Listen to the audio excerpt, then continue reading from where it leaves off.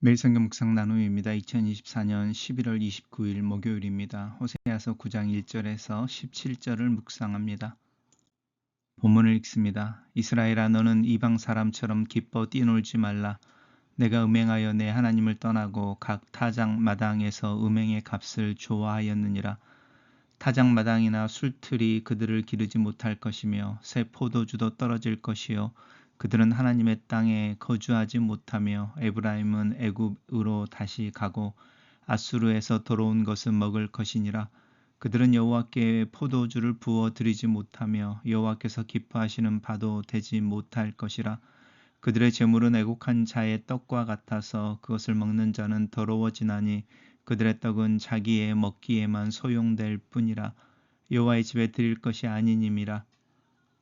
너희는 명절날과 여호와의 절기의 날에 무엇을 하겠느냐? 보라, 그들이 멸망을 피하여 갈지라도 애굽은 그들을 모으고 노분 그들을 장사하리니 그들의 은은 귀한 것이나 찔레가 덮을 것이요 그들의 장막 안에는 가시덩굴이 퍼지리라.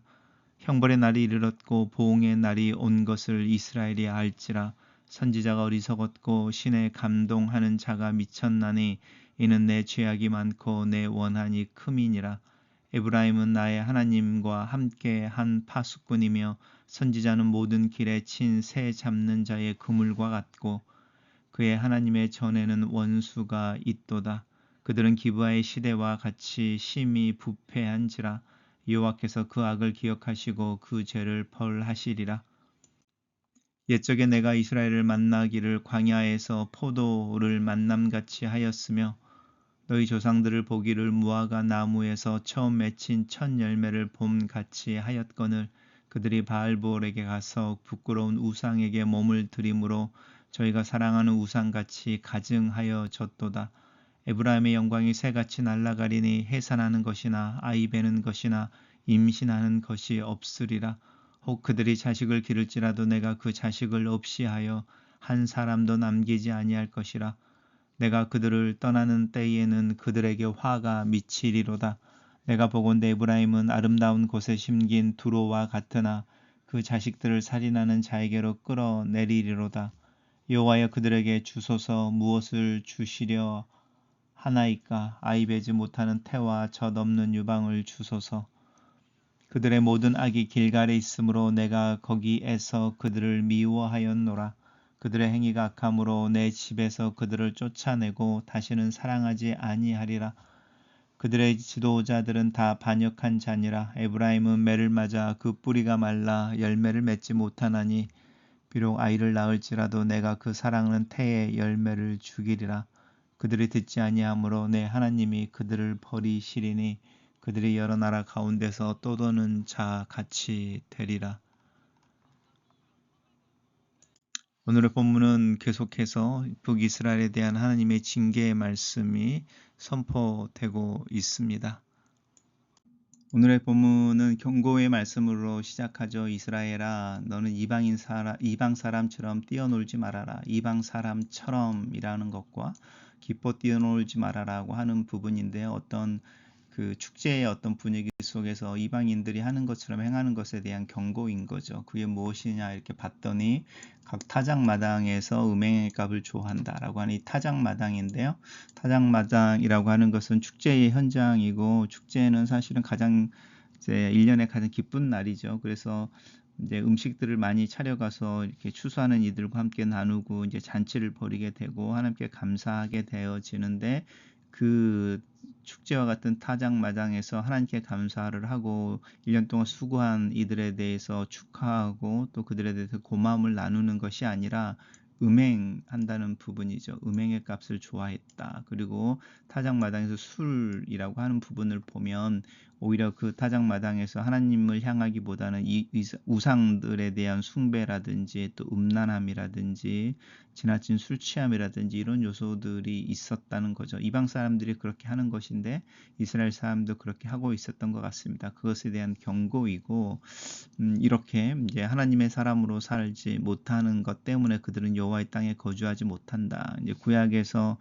출애굽을 한 후에 약속의 땅에 하나님의 백성으로 들어갔을 때에 그 약속의 땅에서는 하나님의 백성으로만 살아야 하는데 하나님의 백성으로서의 자격을 잃게 됐을 때 그 약속의 땅에서 역출애굽인 거죠. 쫓겨나게 될 것이다 라고 하는 경고의 말씀이 구약의 선지자들의 이야기 속에서 계속 반복되어지는데 호세아에서도 그렇죠.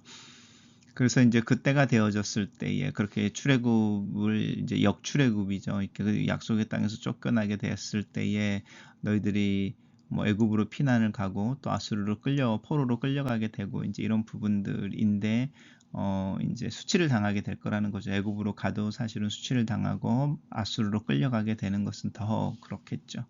그 이야기를 계속하고 있습니다. 그리고 이제는 때가 늦어져서 하나님께 제사를 드릴 수가 없을 뿐만 아니라 하나님께 제사를 드린다고 하더라도 하나님이 그걸 기뻐하지 않을 것이다. 너희는 명절날과 여호와의 절기에 무엇을 하겠느냐? 이렇게 하는 질문인데요.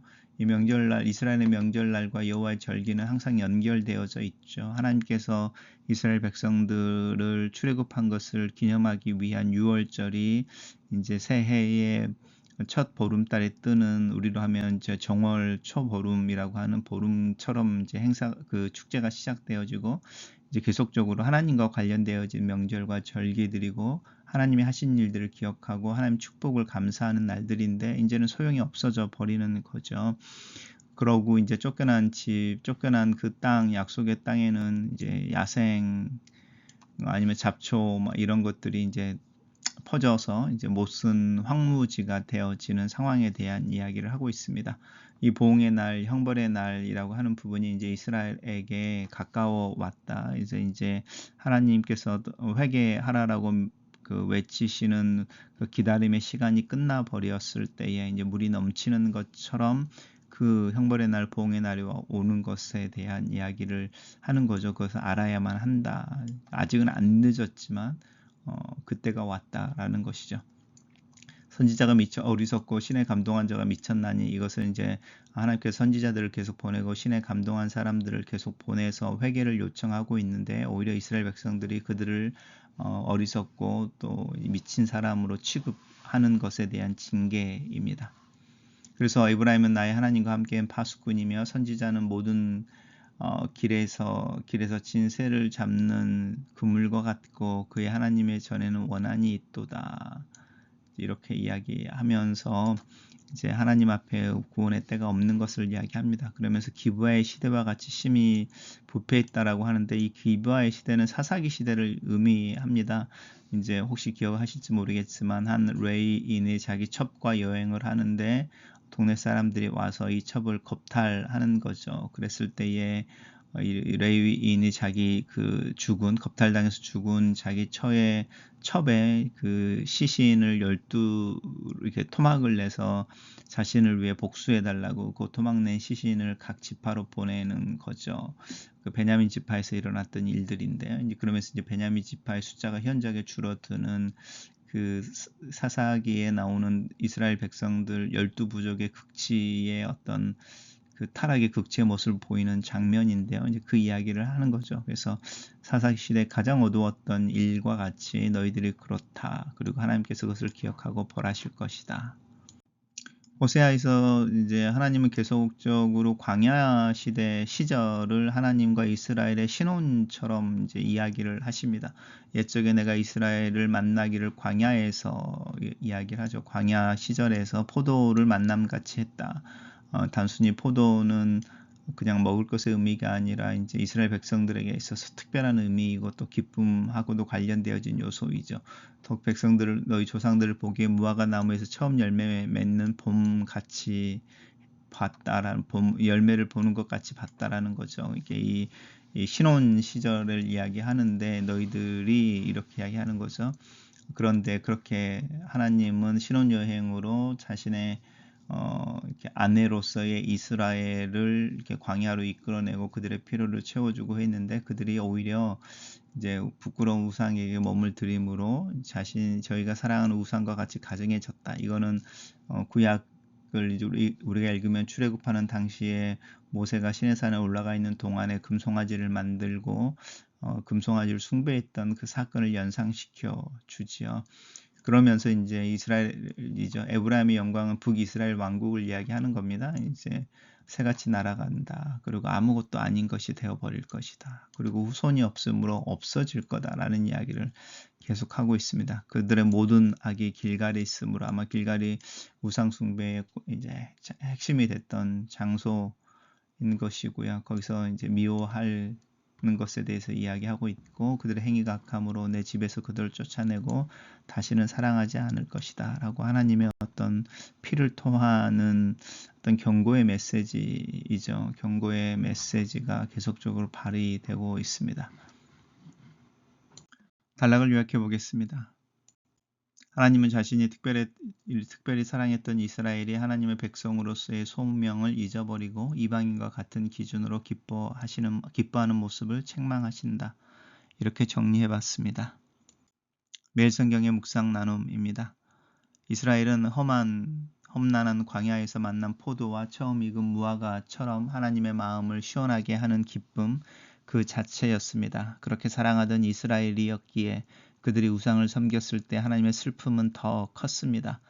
그것이 선지자를 통해 이스라엘에 좀 더 크고 강력한 징계를 예고하시는 이유이기도 합니다.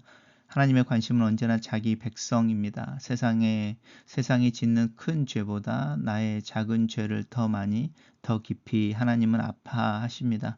나의 오늘은 하나님의 지대한 관심 속에 살아가는 하루임을 잊지 맙시다. 이스라엘은 우상에 심취하여 그 행위뿐만 아니라 사고의 방식까지도 이방 나라의 방식으로 물들여 버렸습니다. 우상 앞에서 행하는 음란 행위가 기쁨의 이유였고, 타작마당에서 풍요를 기원하는 제의가 기쁨의 근거가 되었습니다. 이는 하나님은 호세아 선지자를 통해 이방 사람처럼 기뻐 뛰놀지 말라고 하시며 우상 숭배를 멈추고 기쁨의 근거를 다른 곳에서 찾으라 종용하십니다. 하나님의 백성은 여호와로 말미암아 기뻐하며 즐거워할지어다 라는 말씀처럼 하나님을 복의 근원으로 믿으며 그분만을 기쁨의 이유로 삼는 사람들입니다.